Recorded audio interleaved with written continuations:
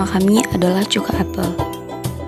Berikut merupakan flowchart dari cuka apel, yaitu persiapan alat dan bahan, pemotongan apel, pencampuran apel, cuka, madu, gula, dan air. Dan yang terakhir adalah fermentasi. Berikut merupakan dokumentasi pembuatan cuka apel.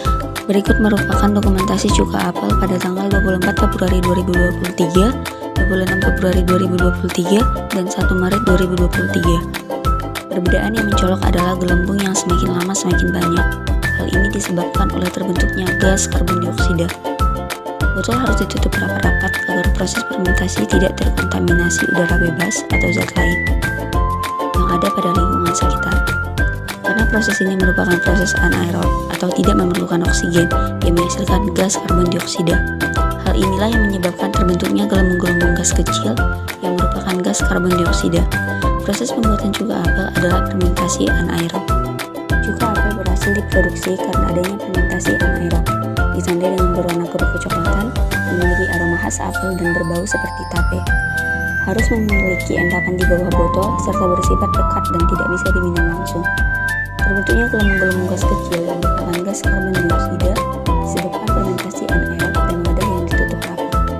Dari uji organoleptik yang dilakukan pada 20 orang dapat disimpulkan bahwa hasil 20 orang tersebut sangat menyukai aroma dan tekstur cuka apel. Kemudian cuka kepada warna dan rasa dari cuka apel tersebut. Yang kedua adalah pisang raja press. Berikut adalah flowchart dari pisang raja press. Yang pertama adalah persiapan alat dan bahan. Yang kedua pengemasan buah pisang. Yang ketiga pemasukan buah pisang ke dalam box. Berikut merupakan dokumentasi pembuatan pisang raja press. Yang pertama adalah mengukur sifat fisik pisang menggunakan jangka sorong, kemudian membungkus pisang menggunakan plastik wrap dan dimasukkan ke dalam styrofoam. Di sini kita menggunakan 2 buah sisir pisang, di mana satu sisir lagi tidak diberi perlakuan, kita hanya meletakkannya di luar ruangan. Kemudian kita akan menunggu pisang tersebut sampai benar-benar membusuk. Berikut merupakan tabel pisang dengan perlakuan. Pertama ada gambar pisang. Pada minggu pertama, warna pisang ini masih kuning kehijauan dengan berat 464,8 gram dan fisiknya itu masih keras.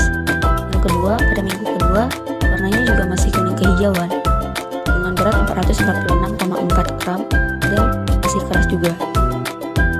Dan pada minggu ketiga, warnanya itu sudah berubah menjadi coklat kekuningan dengan berat 398 gram dan sudah mulai lembek. Dan minggu keempat itu warna keseluruhan dari pisang tersebut sudah coklat kehitaman dengan berat 370 gram dan sangat lembek. Kemudian ada tabel pisang tanpa perlakuan. Pada minggu pertama itu warnanya masih hijau dengan berat 289,5 gram dan sifat fisiknya itu masih keras. Minggu kedua itu warnanya sudah mulai berubah dengan warna kuning kecoklatan dan beratnya 278,9 dengan sedikit lembek. Pada minggu ketiga, seluruh pisang sudah berwarna coklat dan beratnya 250,4 dan sangat lembek. Pematangan buah pisang pada setiap harinya mengalami penyusutan berat. Hal ini disebabkan oleh pati yang terdapat pada buah pisang yang telah mengalami perombakan menjadi gula sederhana sehingga mengakibatkan berat pisang menjadi menurun. Pada saat pemasakan buah terjadi peningkatan respirasi dan akumulasi gula, perombakan klorofil dan senyawa lain sehingga buah menjadi lunak dan warna kulitnya menjadi kuning.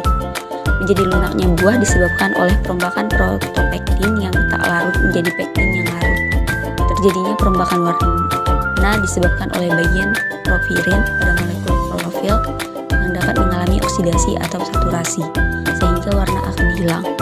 Dari hasil pengamatan, buah yang diberi perlakuan lebih lama mengalami pembusukan daripada yang tidak diberi perlakuan, yaitu yang diberi perlakuan bertahan sampai 4 minggu, sedangkan yang tidak diberi perlakuan hanya dapat bertahan sampai 3 minggu. Yang ketiga ada minimali proses nanas. Berikut merupakan flowchart dari minimali nanas. Yang pertama adalah persiapan alat dan bahan, yang kedua pemotongan nanas, yang ketiga pengemasan buah nanas, dan yang terakhir penyimpanan di styrofoam box. Berikut merupakan dokumentasi pembuatan minimali nanas. Yang pertama, disiapkan buah nanas, kemudian mengupas kulit dari buah nanas tersebut. Buah nanas tersebut tersebut dibagi menjadi beberapa bagian dan dibungkus dalam plastik wrap. Kemudian setelah dibungkus, buah nanas tersebut akan dimasukkan ke dalam styrofoam box dan ditunggu sampai benar-benar membusuk. Nanas yang diberi perlakuan minimali dapat memperpendek umur nanas. Hal ini disebabkan oleh terjadinya metabolik pada nanas.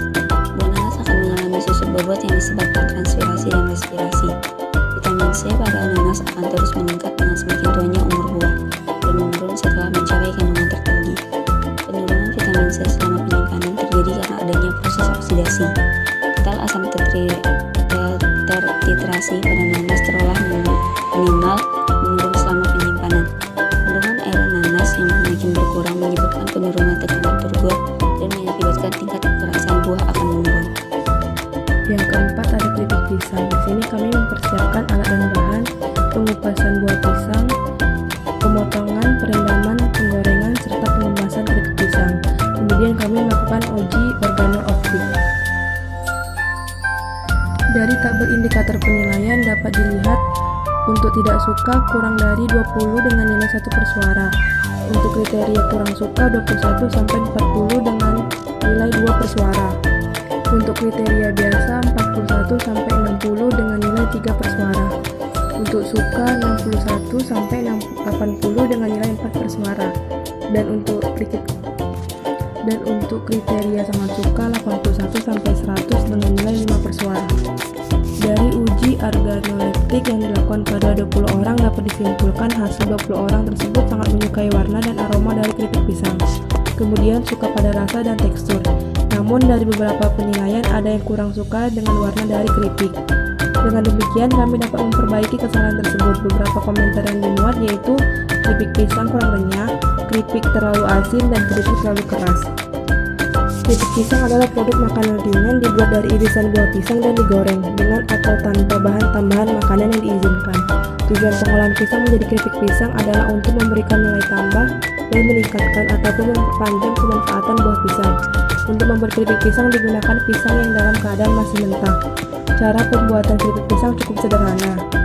Pisang dipotong menyerong tipis-tipis, kemudian direndam dalam larutan sodium tabisulfit 0,05%, asam nitrat 0,1%, dan garam 1% selama 30 menit. Dari uji organoleptik yang dilakukan pada 20 orang dapat disimpulkan hasil 20 orang tersebut sangat menyukai warna dan aroma dari keripik pisang.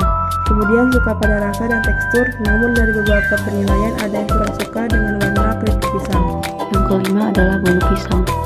Berikut merupakan flowchart dari bolu pisang. Pertama, persiapan alat dan bahan, pengupasan kulit pisang, penghalusan pisang, pembuatan adonan, pengukusan adonan, dan uji organoleptik.